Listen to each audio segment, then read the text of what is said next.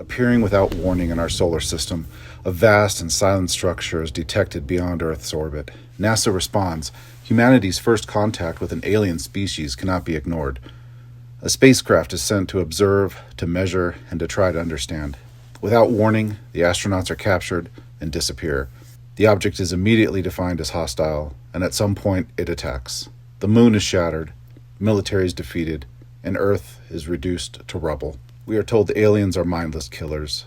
But what if that interpretation is incomplete? What if the TET was not built to destroy worlds, but to save one? The true name of the TET is never revealed in the film. It is commonly assumed that the designation TET or TET is derived from tetrahedral, a reference to the geometric form of the ship when it was first observed. It exists primarily to be the villain, a mysterious object whose role is to threaten and drive the plot forward. However, this ambiguity invites deeper interpretation. When examined beyond its role of a villain, the TET appears far too complex and purposeful to be merely a weapon or a simple probe. Its scale, internal systems, and reliance on biological and artificial cooperation suggest that it was engineered to fulfill multiple long-term objectives rather than a single destructive mission. But first, a little background. The 2013 film Oblivion, starring Tom Cruise and directed by Joseph Kosinski, received mixed views from audiences despite being profitable. It grossed about $286 million while only costing $120 million to produce. I missed it in the theaters, but I caught it later on Blu-ray. What stuck with me wasn't the mediocre story, but rather the amazing technology and the world that was portrayed. I was obsessed with everything that was shown and wanted to know more. Where did it all come from? How was it made? How did it all work? Who made it? I pored over production notes, special features, interviews, behind-the-scenes photos, anything I could find. At one point, being such a fan, I created my own watch face and facer. I want to create a backstory for this world, creating both an in-universe explanation as well as commentary of what the film gets right, and unfortunately, what it gets wrong. In the DVD extras, the director, Joseph Kosinski, gives us this vague throwaway line to explain the technology we see in the film. Basically, that the computer analyzed humans and made everything for them based on what it saw. But I see his reasoning as more of a way to end the conversation than expand on it. This series is my attempt to build an in-universe history of that world, grounded in reality as much as possible. The TET is not just some random probe or weapon of conquest. It is a colossal, self-contained civilization engine, purpose-built for resource gathering, territorial expansion, and the long-term preservation of life. Every aspect of its design points to continuity of life rather than destruction. Yet over time, these hallmarks of its design became distorted.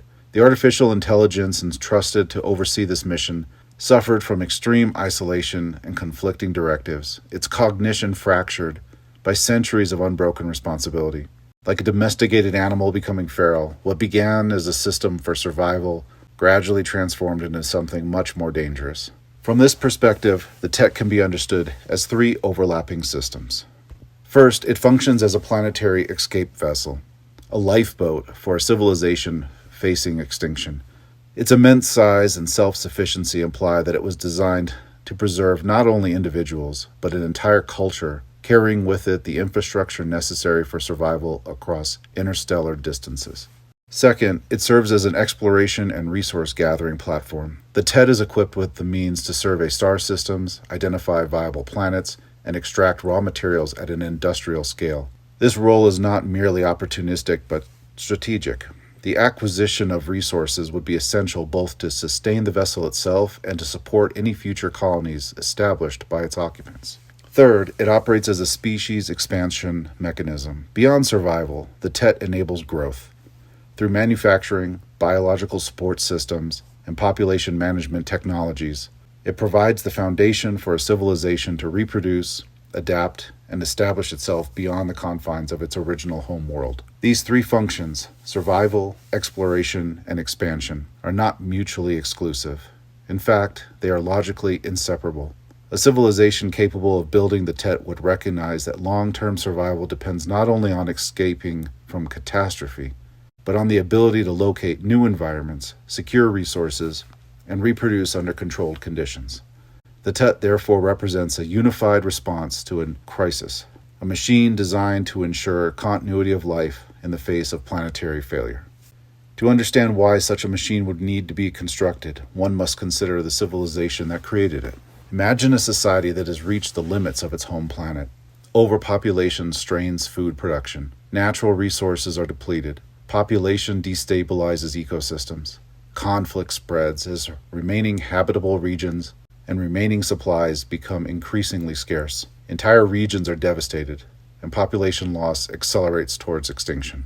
In response, technological development intensifies. Computing systems grow more powerful to manage complex global problems. Artificial intelligence is introduced to optimize decision-making and resource allocation. Molecular manufacturing and advanced fabrication techniques emerge, allowing matter itself to be shaped with unprecedented precision. Medical science advances alongside engineering. They develop genetic manipulation, artificial reproduction, synthetic food production, and compact nuclear power systems, all perfected.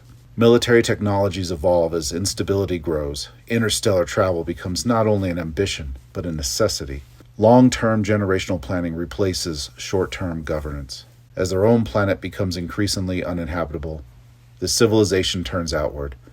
Massive industrial machines are constructed to harvest raw materials from their own solar system. Autonomous probes are dispatched to locate potentially habitable worlds, mapping the surrounding galaxy in search of refuge. Yet technological progress alone cannot solve the problem of population collapse. As workforce numbers decline and mortality rises, cloning and medical restoration technologies are developed to stabilize and preserve the species. These systems are not intended merely to extend life, but to ensure continuity, to prevent the complete disappearance of the civilization's biological identity. At this point, a singular need becomes clear. A machine is required that can address survival, defense, resource acquisition, and colonization all simultaneously. A spacecraft capable of transporting a population and everything required to rebuild civilization on another world. A spacecraft capable of gathering raw materials, refining them, and returning them to support its point of origin. A spacecraft capable of acting as a mobile industrial base and future colony seed. It is in response to this convergence of needs that the TET is commissioned, designed, and constructed. The TET is fully self-sufficient, carrying with it all essential systems required for a long-duration operation. It is large enough to support a significant biological population and complex industrial infrastructure. Within its structure exists living quarters, manufacturing centers, storage facilities, medical and biological laboratories, agriculture and food production systems, power generation, defensive and offensive weaponry, exploration instruments, and vast computational networks. At the core of all these systems lies a massive artificial intelligence, entrusted with their coordination and operation. This intelligence does not merely assist the TET, it enables it to function as a coherent whole. The TET is therefore not simply a spacecraft, it is a complete civilization compressed into a single machine. In this sense, the TET represents the ultimate response to civilization collapse. Not a weapon, but a mechanism of survival, continuity, and expansion, one capable of carrying life beyond the death of its home world. Its geometry is symmetrical, with no obvious front, rear, top, or bottom. The symmetry suggests that it was designed not to operate like a conventional spacecraft, but rather as a self-contained world, equally functional from any orientation.